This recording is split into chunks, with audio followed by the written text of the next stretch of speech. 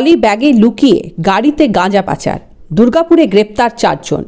বাজেয়াপ্ত গাড়ি সহ 75 কেজি গাঁজা। বৃহস্পতিবার ধৃতদের আসানসোল আদালতে তোলা হয়।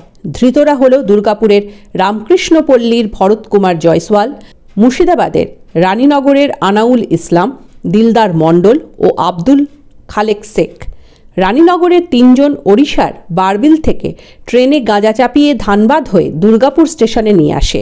সেখান থেকে ভরত কুমার জয়সওয়াল গাড়িতে গাঁজা তোলে।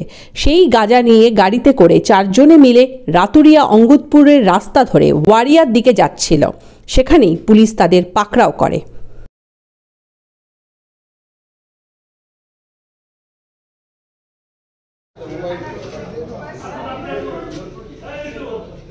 হাত ঢোকাবে না, হ্যাঁ শোনা না।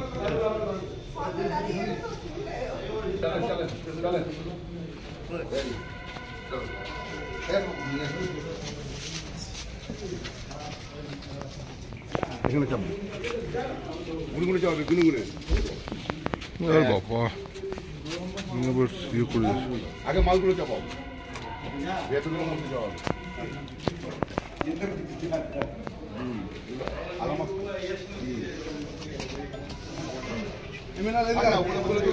দেখি একটু বসে বসে